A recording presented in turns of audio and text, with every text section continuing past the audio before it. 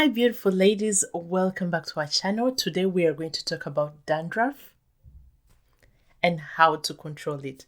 So many people are dealing with dandruff, so today we're going to talk about that and see how we can control it and make the condition much manageable. So first of all, dandruff is a condition that causes the skin on the scalp to flake, and dandruff can be mild or severe.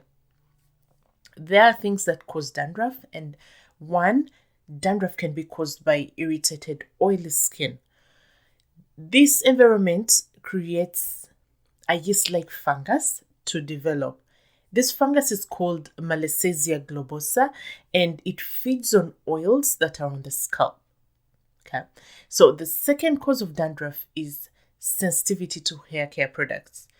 You have to avoid products that may contain anything that you're allergic to.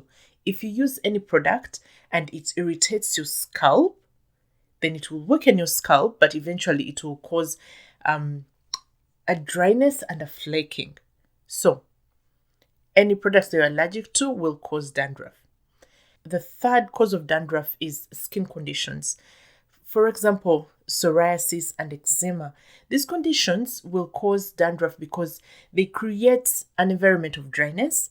So people will scratch and the skin itself will actually be dry and starts flaking. So when you have a dry skin, and that goes into our fourth point, which is dry skin, when your skin is dry, it will start flaking, and the flaking will be dandruff. Okay. So those are our causes of dandruff. So how do we treat it? We need to look out for three things. One, treat the yeast, treat the inflammation, and treat the flaking.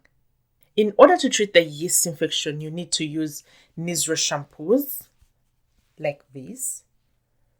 It's a medicated shampoo and it can be found in all drugstores.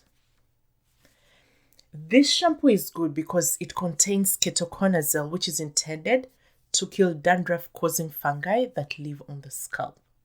Okay, and then you could also use the Head and Shoulder shampoos. I don't have one right now, but they are also in all stores. You can be able to find them.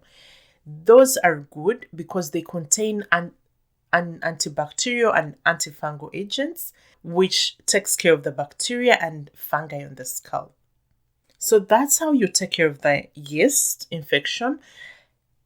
How do you take care of the inflammation? Inflammation, if you take care of the yeast and you still have an issue of inflammation, then you would need to use a steroid. And these you need to get through prescription from your doctor.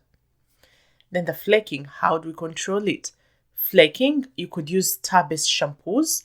I don't have one right now, but they contain Neutrogena tea gel, and the core tar slows how quickly skin cells on your scalp die and flake off.